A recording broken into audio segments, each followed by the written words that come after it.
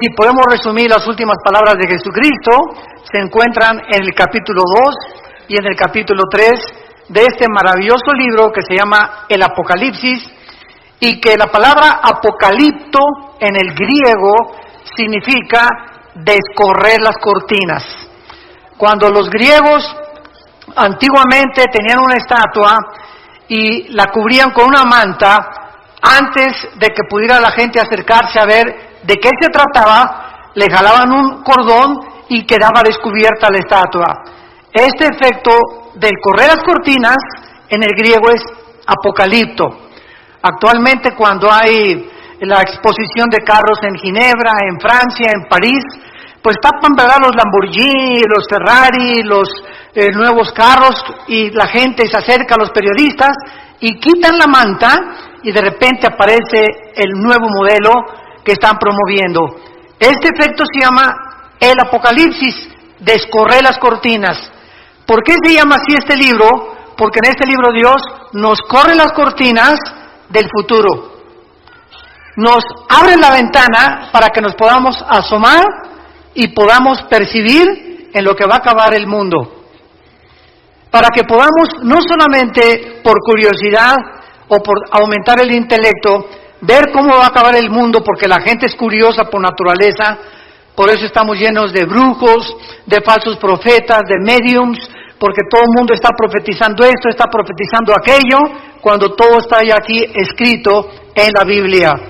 Entonces Dios no solamente quiere que tengamos el intelecto para poder conocer por curiosidad, sino que nosotros sepamos que en la medida en que el Apocalipsis se va desarrollando, podamos irlo comparando con el aspecto geopolítico del mundo, con el aspecto antropológico del mundo, como es ahorita la famosa transgéneros y todas estas abominaciones para destruir la familia, el fundamento con el cual la sociedad ha estado establecida, y podamos prevenirnos y levantar nuestra voz. Somos la sal de la tierra.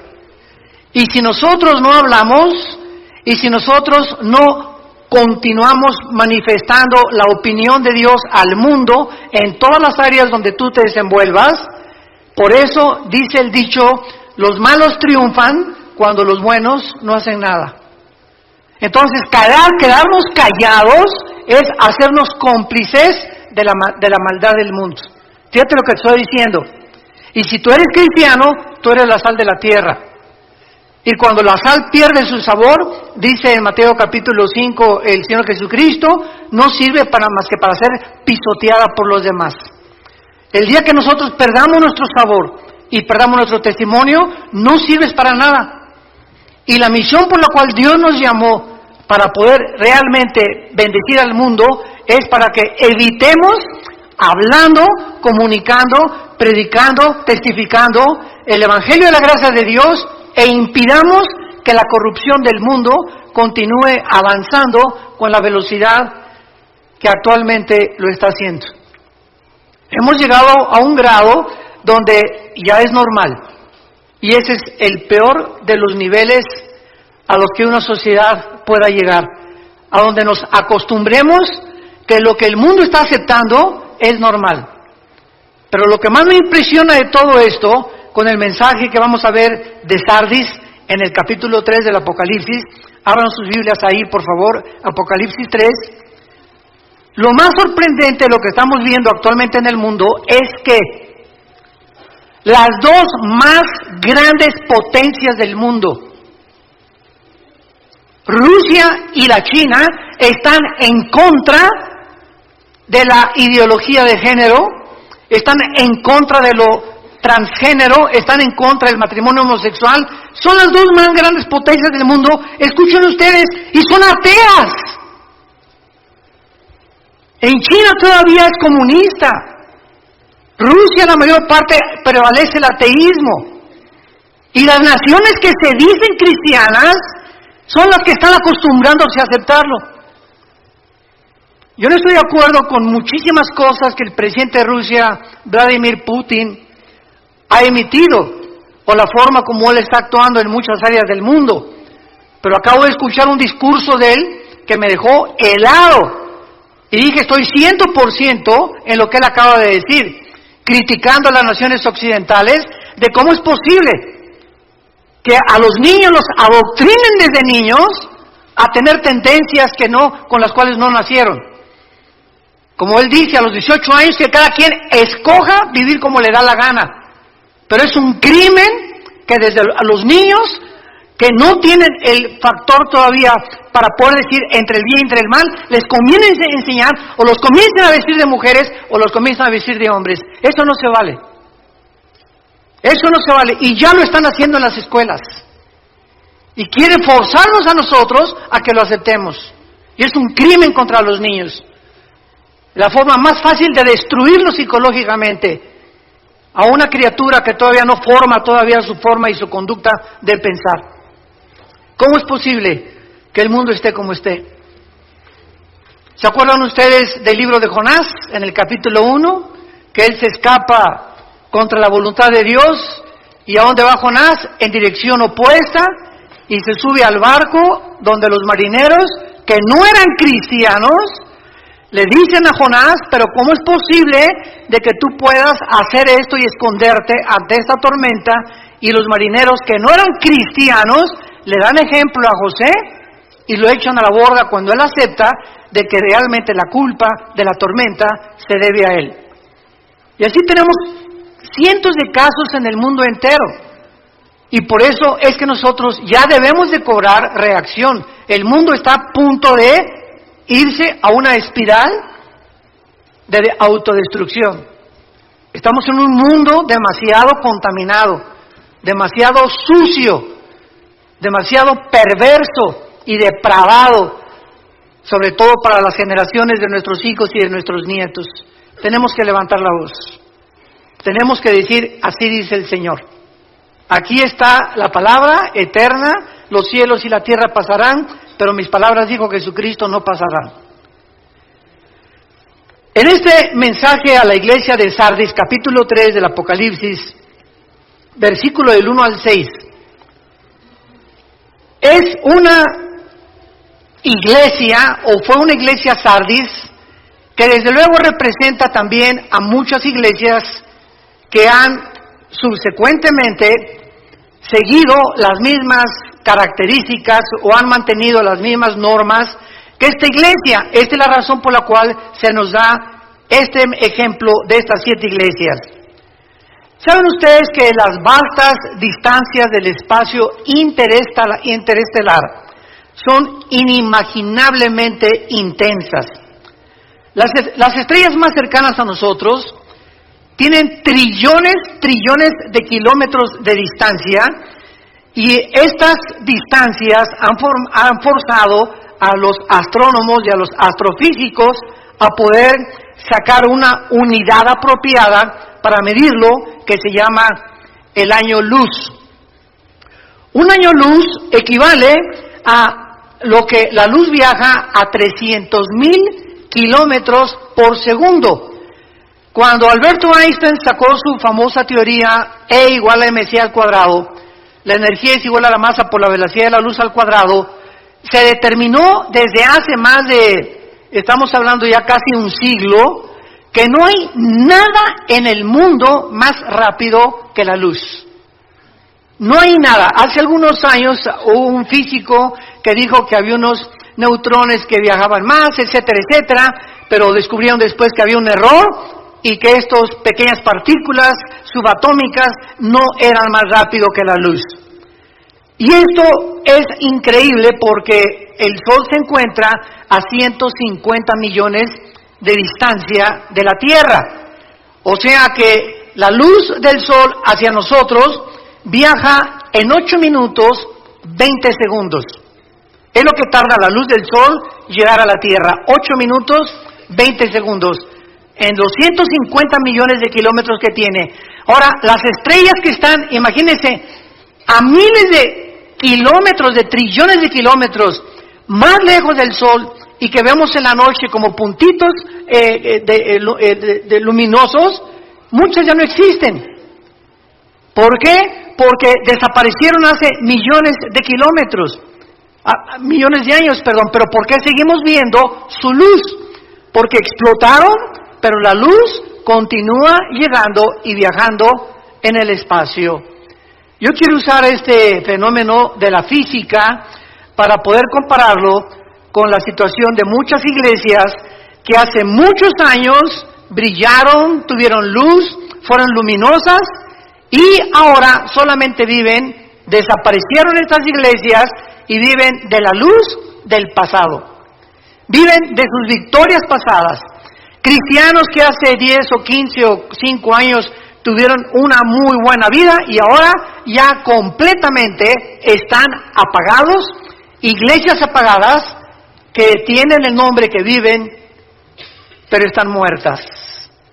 Y muchos de ustedes que nos escuchan a través también de las redes sociales y de internet y de YouTube, etcétera, etcétera, muchos de ustedes que nos escuchan solamente tienen el nombre de cristianos, pero están muertos espiritualmente a los ojos de Dios. Y recordemos algo, para comenzar a definir los términos. La palabra muerte, thanatos, en el griego, no significa cesación de existencia. No significa dejar de existir o de vivir. La palabra muerte en la Biblia significa separación, si lo quieres apuntar. ¿Quiénes son los muertos espiritualmente? Los que están separados. Están existiendo, pero no tienen una relación viva, dinámica, orgánica con el Señor Jesús. ¿Quién es un muerto físicamente? Una entidad que ha dejado, que se ha separado, su cuerpo está en la tumba, pero su alma y su espíritu se han separado de su cuerpo. Es lo que la muerte física no es cesar de existir, y se han ido o al cielo o han bajado al infierno a esperar el juicio final. Entonces la muerte física es la separación del cuerpo, del alma y del espíritu. La muerte espiritual es la separación del espíritu, del alma y del cuerpo. Y la muerte eterna es la separación del espíritu, del alma y del cuerpo eternamente de la presencia de Dios. Siguen existiendo, pero están separados eternamente de Dios. Esta ilustración nos resume, repito, la situación de muchas iglesias que aún continúan brillando con la luz reflejada de un pasado brillante. Y vemos nosotros de qué forma el mundo va a acabar, dónde va a terminar. Hace algunos días tuve una reunión con varios pastores centroamericanos y me estaban preguntando que cuál era la opinión de nosotros acerca del futuro de la iglesia. Y les dije, bueno, he escuchado desde hace algunos años que han por ahí predicado Argentina para Cristo, Paraguay para Cristo, México para Cristo, España para Cristo. Y les dije yo, ¿de dónde sacaron estas tonterías? Porque en la Biblia no existe nada absolutamente de que una nación entera se vaya a convertir. Esto va a suceder hasta Apocalipsis 22 en el tiempo del milenio. Entonces la Biblia no profetiza ni tampoco nos exhibe que antes que venga Cristo la situación del cristianismo va a mejorar. Al contrario, la Biblia enseña que antes de que Cristo venga viene la apostasía. Segunda de Tesalonicenses 2, 3 y 4, antes que venga el anticristo vendrá la apostasía. Primera de Timoteo 4:1, el Espíritu dice que en los últimos tiempos muchos apostatarán de la fe. Mateo 24:12, el Señor Jesucristo hablando, por haberse multiplicado la maldad, el amor de muchos se va a enfriar. Segunda de Pedro capítulo 2, así como hubo falsos profetas y falsos apóstoles, así habrá en los últimos tiempos falsos apóstoles, falsos profetas, que harán mercadería de la gente. Entonces estamos ante un panorama negro. Sin embargo, en medio de esta apostasía siempre habrá un remanente.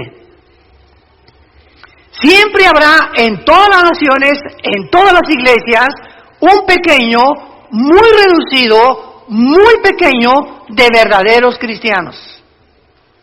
Y a ese pequeño remanente tú eres el que debes de permanecer y pertenecer.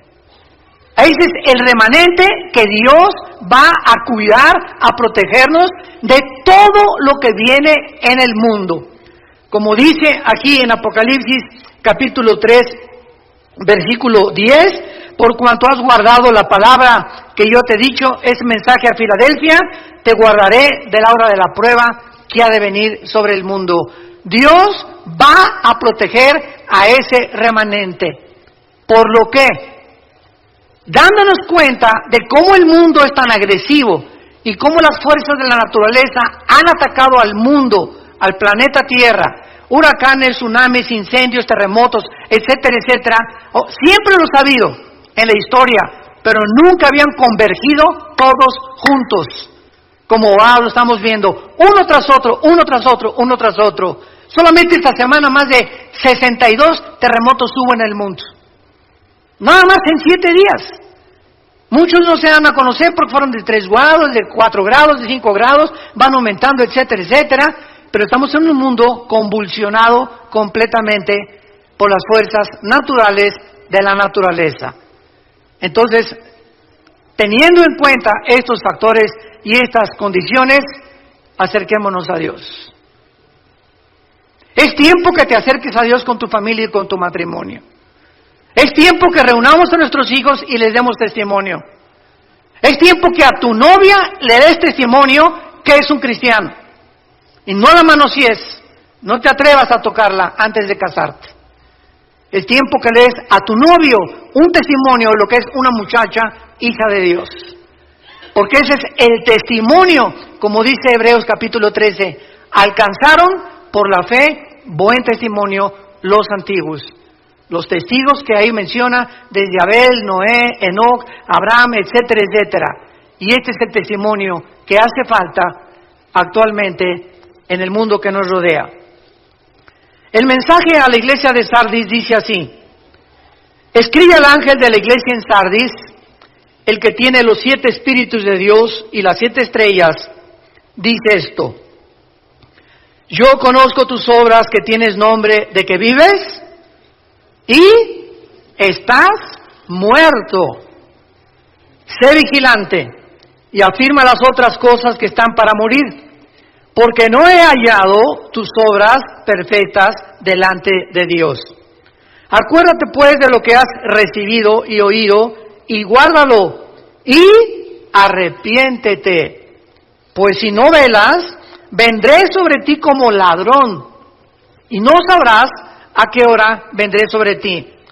Pero tienes unas pocas personas, ahí está el remanente, tienes unas pocas personas en Sardis que no han manchado sus vestiduras, y andarán conmigo en vestiduras blancas, porque son dignas.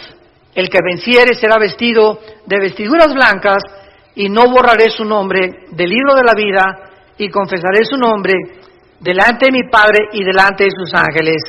El que tiene oído, oiga lo que el Espíritu dice a las iglesias. Sardis fue una de las ciudades más bellas del mundo entero.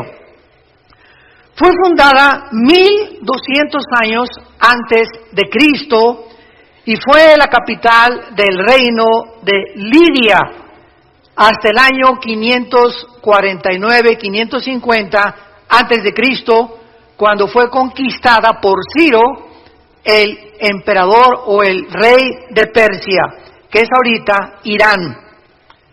Esta ciudad fue destruida por los jónicos en el año 501 antes de Cristo, y finalmente Sardis fue conquistada por Alejandro el Magno. El rey más famoso de Sardis se llamaba Creso con C de Carlos, y estaba la ciudad emplazada en una llanura preciosa junto al río Hermus, en una posición militarmente envidiable, porque estaba construida la ciudad hacia como casi en una montaña, como una torre, por lo cual era muy difícil. Solo Alejandro el Magno lo pudo hacer, y el rey Ciro de Persia. Era una ciudad riquísima en pepitas de oro. Ahí, dicen los historiadores, comenzaron a encontrarse las primeras pepitas de oro. Cuando Alejandro el Magno conquista a Sardis, esta ciudad se rinde completamente a Alejandro el Magno y absorbe la cultura helénica, que es la cultura de los griegos, y que posteriormente los romanos también la absorbieron, y entonces el mundo comenzó, el europeo y el Asia Menor, a hablar el griego. Vean ustedes de qué forma Dios preparó todo esto para que el Nuevo Testamento que tenemos nosotros haya sido escrito ¿en qué idioma original? En el griego. Así que el Nuevo Testamento, los originales, fueron escritos en el griego, porque el griego y el hebreo son los dos únicos lenguajes que sus letras tienen símbolos de número. Esto se llama gematría. Entonces, la B en griego es el 5, la X en griego, ¿no saben? El 10, el 2X, 20, 3X, el 50, ¿verdad? Bueno, sí saben griego. Entonces, esta es la razón también, y aparte que las palabras griegas, como las palabras hebreas, tienen 4 o 5 significados. ¿Qué quiero decirles? Por ejemplo, la palabra padre en español, ¿qué significa? Progenitor, ¿no? Pero también significa bonito. ¿Cómo? ¿Qué padre está el cielo? Oye, ¿qué padre vestido traes? ¿Qué le estás diciendo? ¿Que ese vestido lo engendró quién? No, ¿verdad? Pero vean ustedes cómo usamos barbarismos en todos los idiomas, y entonces usamos palabras que si las queremos traducir no tienen traducción en inglés, por ejemplo. Imagínense, what father is the heaven? Dile eso a un americano y no te va a entender. ¿Qué padre es el cielo? Es algo que pertenece solamente y que nosotros entendemos. Por eso mi esposa y yo, cuando oímos chistes en Estados Unidos, casi nunca los entendemos, y cuando contamos chistes nosotros, sobre todo los de Cantinflas, menos los entienden ellos. ¿Verdad? Bueno, esto es impresionante, porque esta es la razón por la cual el griego fue absorbido por las culturas antiguas para preparar el camino a la predicación del Evangelio de la gracia de Dios. El emperador romano Tiberio, ya cuando Roma conquistó a Grecia, reconstruyó esta ciudad de su tesoro personal de 10 millones de sestercios. 10 millones de sestercios equivalen a $1 millón del siglo XXI. Los mejores gladiadores de Roma salieron de Sardis, y la mayor parte de los gladiadores se degeneraron por todo el ambiente que había en la ciudad y en el Imperio Romano, y entonces, ¿verdad?, y el libertinaje que existía, y pues fue una de las cosas que terminaron también con estos guerreros de esos tiempos. Las personas de Sardis adoraban a la diosa Cibeles. Me acuerdo que ahí en Tecamachalco, en México, hay una calle que se llama La Fuente de Cibeles. Bueno, esa palabra Cibeles viene de la diosa de Sardis, que también tenía el nombre de Artemisa, que era la diosa de la fertilidad. Y bajo esta atmósfera degenerada, la iglesia estaba creciendo, pero poco a poco la influencia del mundo en la iglesia termina matando, asfixiando el testimonio que debemos de dar.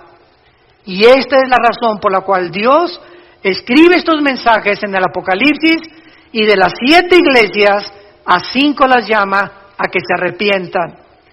Porque si Cristo viene ahorita saliendo el servicio, o hoy en la noche, o mañana, o dentro de un año o varios años, y tú te encuentras en la condición en la que tú te encuentras actualmente, te vas a quedar. Te vas a quedar. Porque ya las trompetas del Apocalipsis oyen en el cielo, y va a haber millones de personas que llenan actualmente las iglesias que se dicen cristianas en el mundo entero, que no se han arrepentido nunca de su vida. Las iglesias están llenas de cabritos, mazacuatas, coralillos, cascabeles y chivos y cabritos. Y la cantidad de ovejas en las iglesias es reducidísima. Entonces, esta es la razón por la cual tanta gente, oye, ¿por qué no vas a la iglesia? Ay, porque son una bola de hipócritas. Y con estas personas, es que conociste a la cizaña, a las mazacuatas y a los coralillos. Te andabas juntando con los chivos. Nunca buscaste las verdaderas ovejas. Los verdaderos jóvenes consagrados, las verdaderas muchachas consagradas, los verdaderos matrimonios que quieren servir a Dios y que están luchando por sobrevivir en el mundo que nos rodea.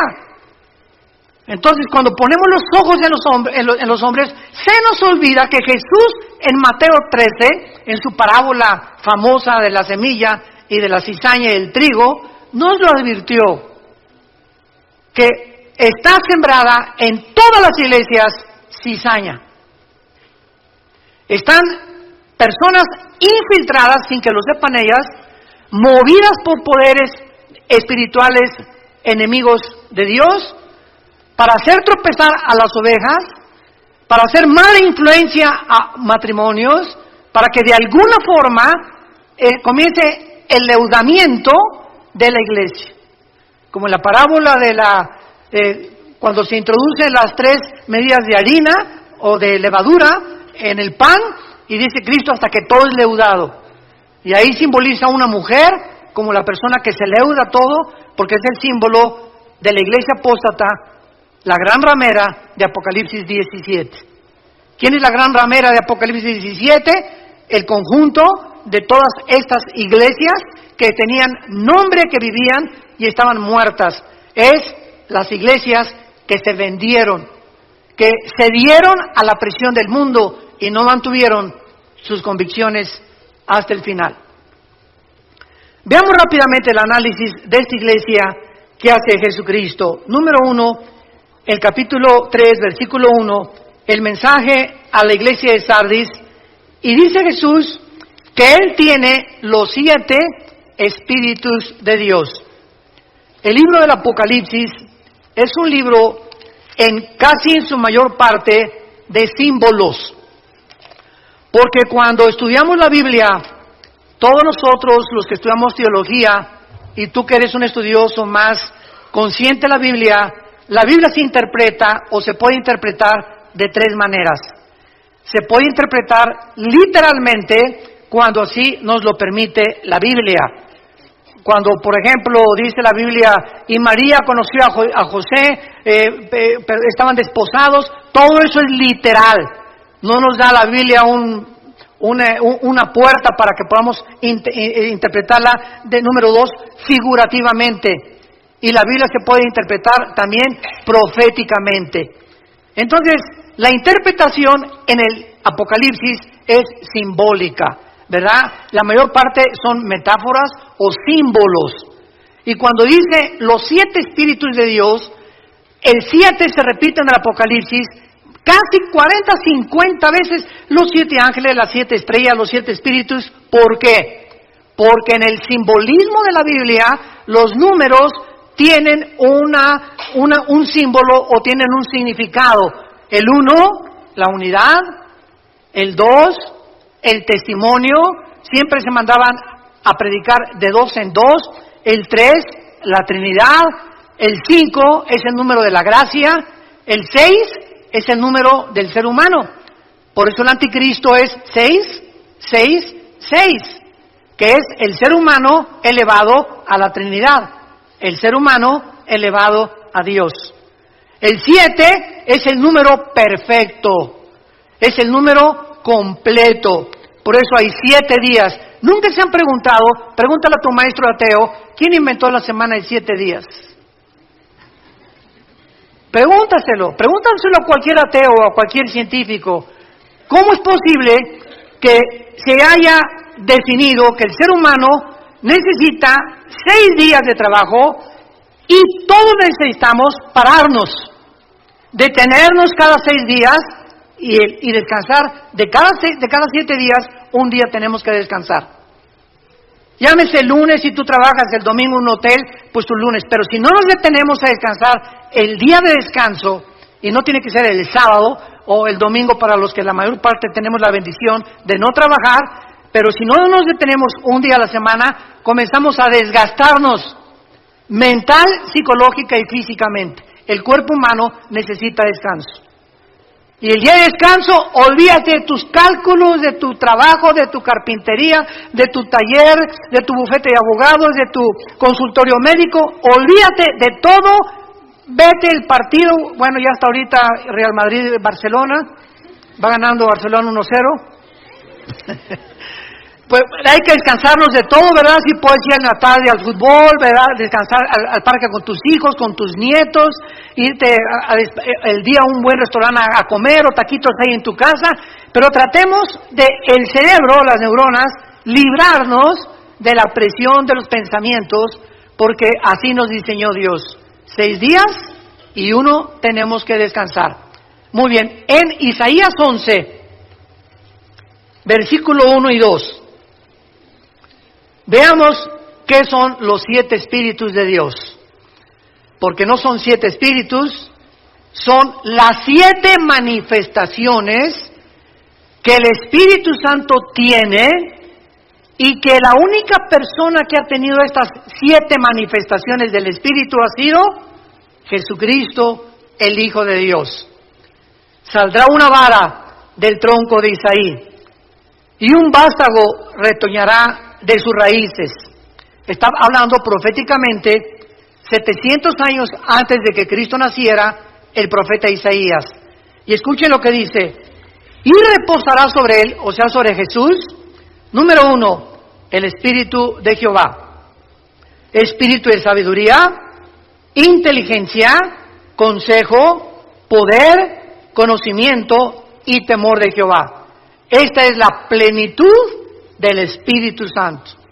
Dichosos aquellos que tienen por lo menos sabiduría, inteligencia, consejo, poder, o que tengas 3 o 4 de estas manifestaciones del Espíritu Santo. Ahora regresamos a Apocalipsis y podemos entender por qué Jesucristo dice el que tiene los 7 espíritus de Dios. O sea, Jesús poseía la plenitud del Espíritu Santo. Y este Cristo santo, glorificado, majestuoso, es el que está enviando un mensaje a un pequeño grupo de cristianos, un remanente en la iglesia de Sardis. ¿Cuál es la acusación? Yo conozco tus obras, que tienes nombre de que vives y estás muerto. Esta iglesia tenía una falsa reputación espiritual. ¿Cuántas personas se dicen a sí mismo cristianas? Volvemos a repetir, pero su verdadera condición, tal vez ante la iglesia tienes cara de San Crisóstomo, tienes la cara de la Rosa de Castilla, de Santa Rita de Casia. No, la hermana tiene cara de monja, una cara dulce, transparente. El hermano tiene cara que no rompe un plato. Pero en su casa tiene otra cara. Y en su trabajo tiene otra cara. En la psicología se le conoce como los desórdenes múltiples de la personalidad. Que no eres de una sola pieza. Y esto es lo que Dios insiste en nuestras vidas. Tenemos que ser de una sola pieza. Así como eres aquí, lo eres aquí en el estacionamiento, y lo eres en tu casa, y lo eres en tu trabajo, y lo eres en el cine, y lo eres a donde quiera que vayas. Eres tú. Y no tienes que ocultarte detrás de máscaras. ¿Por qué? Porque eres de una sola pieza.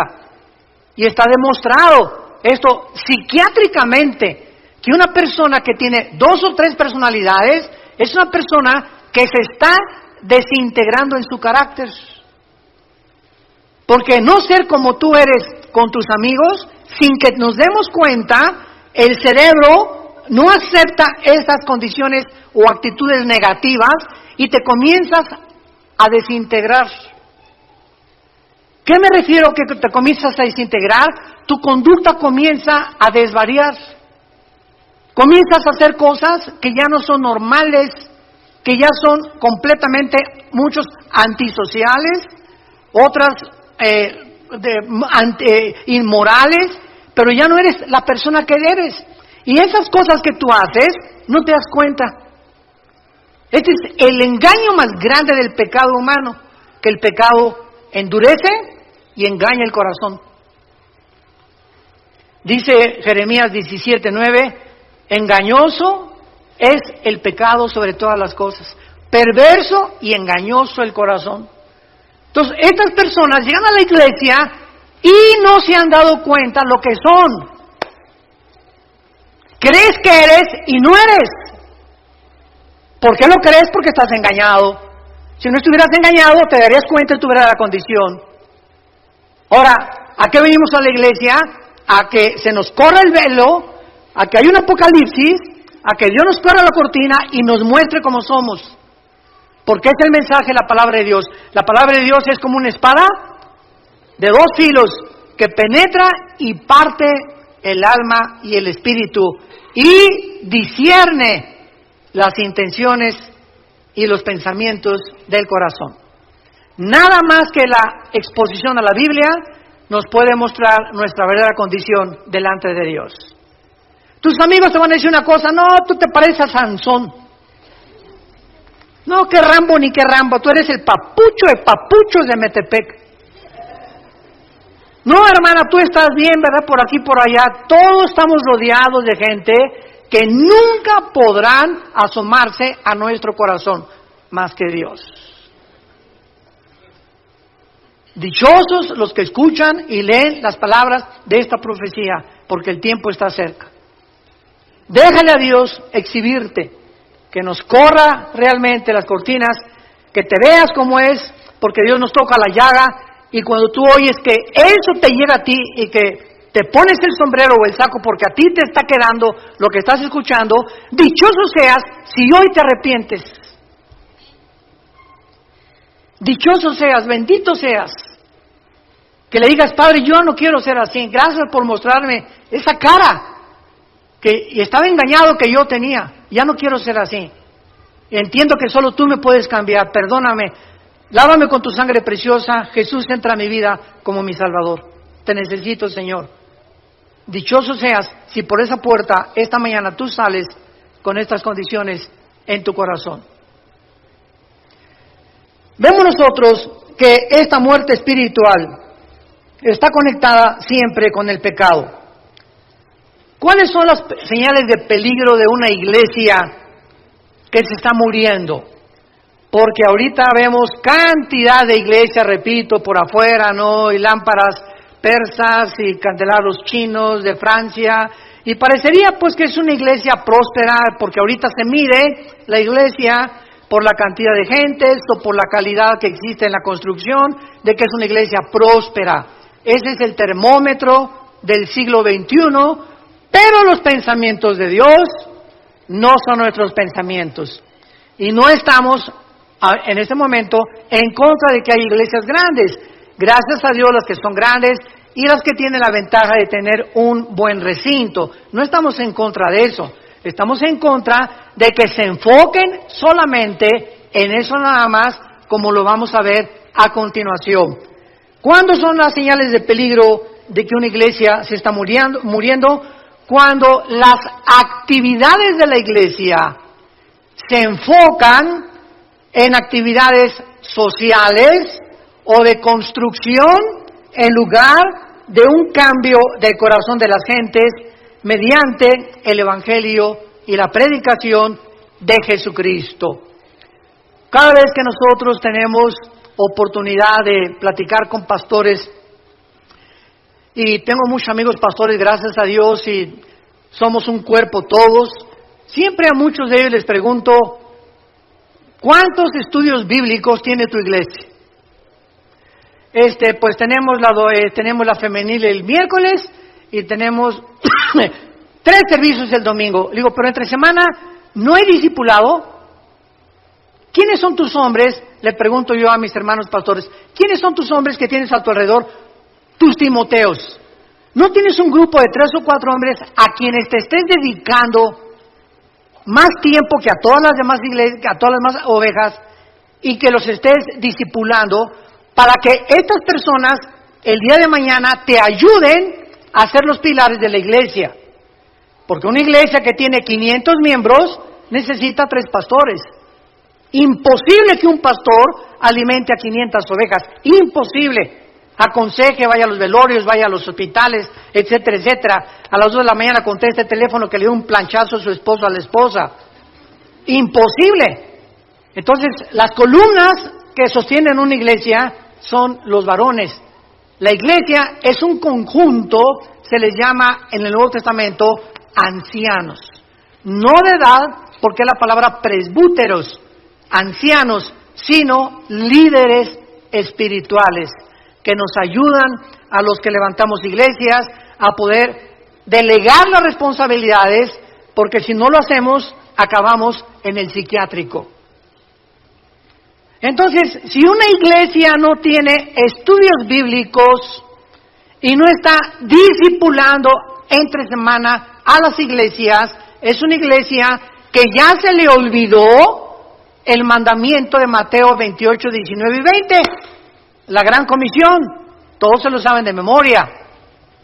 Muere Cristo y sube al cielo y dice: toda potestad me es dada en los cielos y en la tierra, y predicar el evangelio y hacer discípulos en todas las naciones. ¿Qué es hacer un discípulo? Hacer seguidores. La palabra discípulo es matetus en el griego, matetus, que significa el que sigue a otro. Eso es lo que es un discípulo. Vean lo que Jesús dijo en Juan capítulo 8, versículo 31 en adelante. Esto es impresionante porque Jesús estaba hablando a los que ya habían creído en Él. Juan 8:31. Dijo entonces Jesús a los judíos que habían creído en Él. Y las iglesias cristianas pues están llenas de personas, porque si no, no irían, que dicen que creen en Jesús. Pero fíjate lo que dice la Biblia, ¿qué significa creer en Jesús? No solo intelectualmente. Jesús les dijo: si ustedes permanecen en mi palabra, serán verdaderamente, ¿qué cosa? O sea, si ustedes continúan también todos los días tus devocionales en tu casa, estudios bíblicos en la iglesia, etcétera, etcétera, entonces te conviertes de cristiano a discípulo. Y no todos los cristianos son discípulos. Solo los discípulos son cristianos. Y conocerán la verdad, y la verdad os hará libres. ¿Por qué hay tantos cristianos que se dicen cristianos, que vienen a las iglesias y todavía celebraré Halloween? ¿Pondré árbol de Navidad en diciembre? ¿Qué tan apretados deben las mujeres llevar los pantalones? Deben de tatuarse los jóvenes. Siempre están con tonterías de esas, fijándose siempre en estas cosas superficiales que no es lo que hace un verdadero cristiano. Pero son esta clase de gente que están en todas las iglesias. No nos asustemos si tú oyes que en la nuestra también hay ese tipo de personas. Las hay, porque así es la iglesia, una mezcla de cizaña con trigo. Y no salen de eso. En otras palabras, igual que los fariseos, siempre están buscando agradar a Dios por sus obras, por cómo se visten, por cómo se pintan, por lo que hacen. Si ponen árbol de Navidad, yo no puse árbol de Navidad, pon una palomita de arriba, Miguel. ¿Se imaginan ustedes en Navidad el Señor, a ver el arcángel Miguel, vayan a ver quién no puso árbol de Navidad y le ponen paloma? Los que pusieron árbol de Navidad, aunque estén contentos y llenos de la gracia y del Espíritu Santo, pones una tacha, porque a mí no me gustan las esferas. Por el amor de Dios, ya entendamos lo que es el cristianismo. Es algo interno del corazón. Romanos 14, el reino de Dios no consiste en bebida, comida, lo que hagamos, sino en gozo y paz en el Espíritu Santo. No le preguntes, ¿tienes tatuajes? Pregúntale si tiene gozo y paz en su corazón. Y por el amor de Dios, un gordo no se atreva a criticar a alguien que está tatuado. Yo se los he dicho. ¿Por qué, hermano? Porque tú no eres un templo del Espíritu Santo, eres una catedral del Espíritu Santo. Tú le estás haciendo más daño a tu cuerpo que alguien que se puso un dibujo ahí en el brazo o en la panza o en el ombligo. Así que la Biblia dice que somos templo del Espíritu Santo, que es nuestro cuerpo, cuidámoslo. Entonces no nos atrevamos, es lo que les digo, apuntar un dedo así, porque hay 3 que nos apuntan a nosotros. Cada vez que tú haces así, hay 3 apuntándonos a nosotros. Cuidemos la forma en la que nosotros vivimos ya. Tenemos que madurar. Regresamos a Apocalipsis. Y ojalá que sigan aprendiendo hoy cosas más intensas del Espíritu de Dios. Tiene el nombre de que vives y estás muerto. Vemos pues nosotros que hay una fe que puede ser imitada. Hay una fe que puede ser imitada. O sea, hay un arrepentimiento que no es arrepentimiento, es remordimiento. Y veamos nosotros en 2 de Corintios capítulo 7 la diferencia entre el remordimiento y el arrepentimiento. 2 de Corintios 7, versículo 10. Porque la tristeza que es según Dios, o sea, cuando realmente nuestra tristeza es el fruto de que Dios está trabajando en nuestro corazón, produce arrepentimiento para salvación, de que no hay que arrepentirse, pero la tristeza del mundo produce muerte. En otras palabras, llega una muchacha y una persona, hermano, pues caímos en la fornicación o hice este pecado y el otro, hay una tristeza tremenda en mi corazón, hay que fijarnos que esa tristeza no sea porque voy a tener que recoger la cosecha, y ahora quién me va a poder a recoger con mi niño, voy a quedar embarazada porque soy madre soltera. Esa tristeza no es de Dios, esa tristeza es porque estás teniendo miedo de lo que la gente diga y de las consecuencias que vas a tener. Pero cuando nuestra tristeza es, Señor, te he ofendido, no me importa lo que la gente diga, quiero tu perdón. En ese momento sabemos que somos perdonados, 1 de Juan 1:8, porque la sangre de Cristo nos limpia de todo pecado, y de ahí en adelante ya no vivo con vergüenza, porque no tengo que arrepentirme. Ya me arrepentí y lo creo, porque la sangre de Cristo tiene poder. ¿Me siguieron con cuidado? Esa es la diferencia. Judas se arrepintió. A ver, aquí tenemos a 2 hombres, a Pedro y a Judas. Los 2 cometieron alta traición. Los 2 negaron a Cristo. Los 2 desobedecieron a Cristo. Sin embargo, la Biblia dice que hay una diferencia entre Pedro y entre Judas cuando los 2 eran culpables de alta traición. Pero cuando Pedro cometió el pecado de negar a Jesucristo, lloró amargamente porque sabía que Jesús era el Hijo de Dios y sabía que lo había traicionado. Pero no se quitó la vida como se la quitó Judas. Judas agarró las 30 monedas de plata y las aventó a los sacerdotes y fue y se ahorcó. Y dice la Biblia que se rompieron las cuerdas, cayó sobre piedras y se le salieron todos los intestinos a Judas. Así murió Judas. Si él hubiera creído que Jesús era el Hijo de Dios, no se hubiera matado. No se hubiera quitado la vida. Hubiera creído que hay perdón en la cruz que iba Cristo a enfrentar. Pero él no creyó nunca en Cristo. Él nunca fue salvo. Jesús mismo dijo en Juan que era un diablo desde que Dios lo llamó. Y formaba parte del plan de Dios para demostrarnos que siempre habrá gente cerca de ti y cerca de nosotros, diablos. Y muchas veces tarda tiempo en descubrir quiénes son nuestros verdaderos amigos. Los que verdaderamente en tiempo de la prueba están con nosotros o están contigo. Es el mundo que vivimos. No todo es angelitos, no todo es Disneylandia, no todo es Reino Ventura.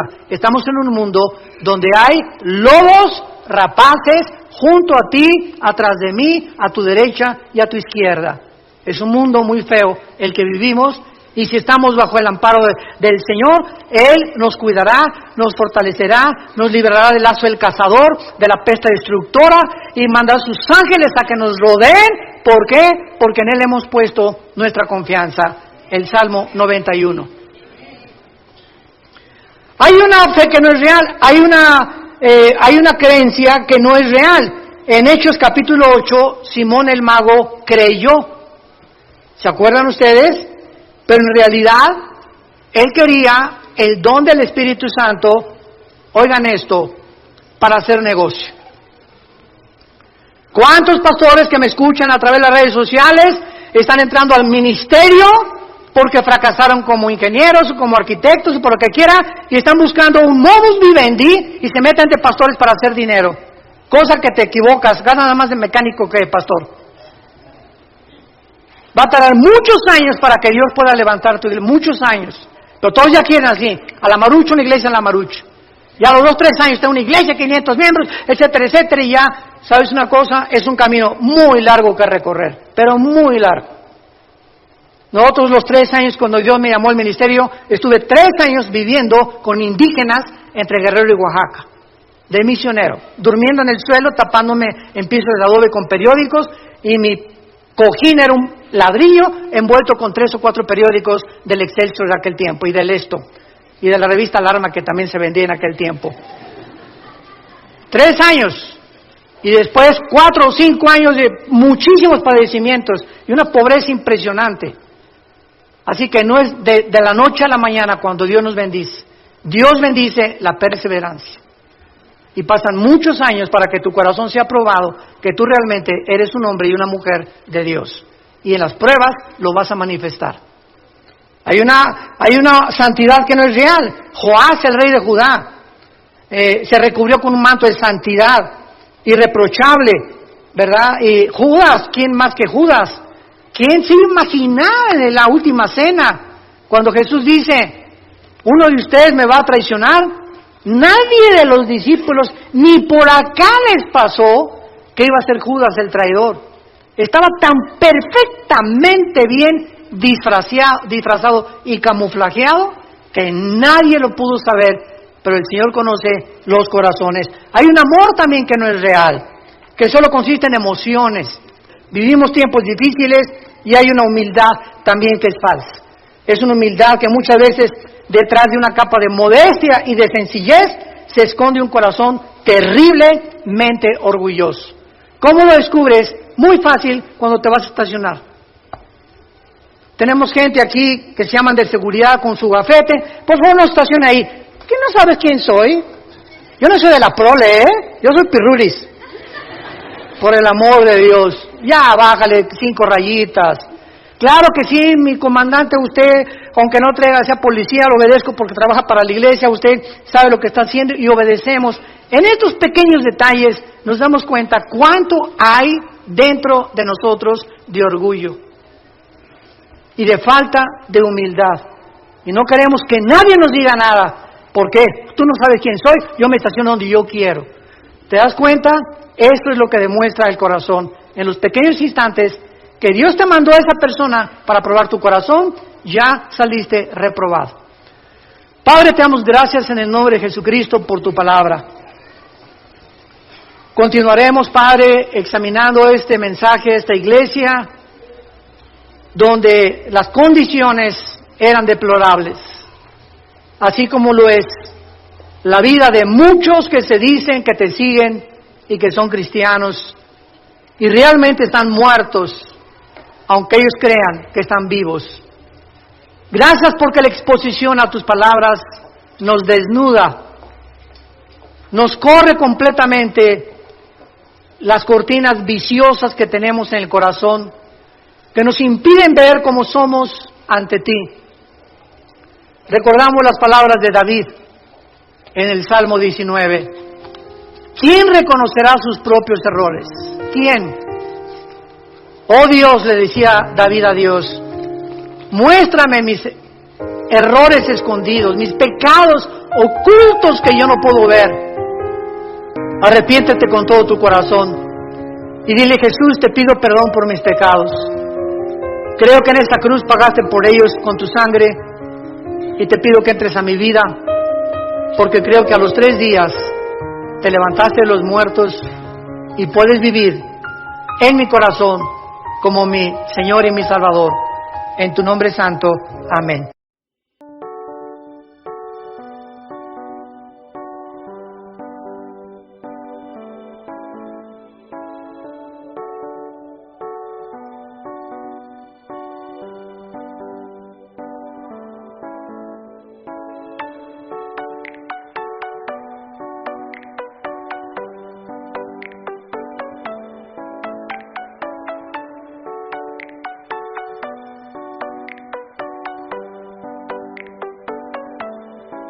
Anh ai mơ mộng mình thức xa xôi, không ngờ về tình ái muôn nơi sống cho chẳng kiếp đây thôi đâu quan tâm gì chuyện đời. Thế mà lại nằm tương tư ông tặng bà mút xa thơ đêm nằm trộn nhớ mơ mơ về ai.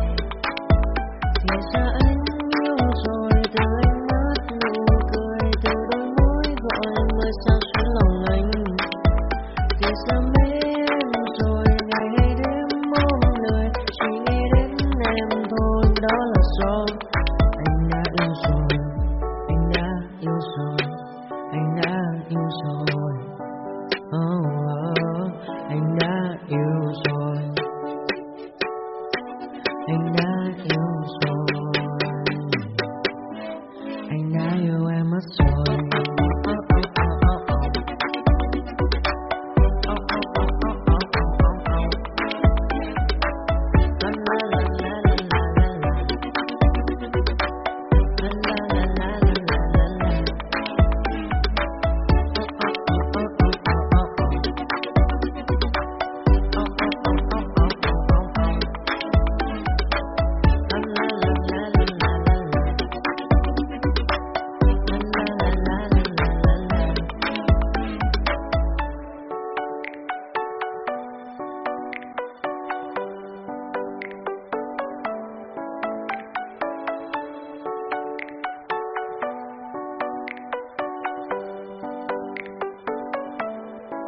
Anh ai mơ mộng mình thức xa xôi, không ngờ về tình ái muôn nơi sống cho chẳng kiếp đây thôi đâu quan tâm gì chuyện đời.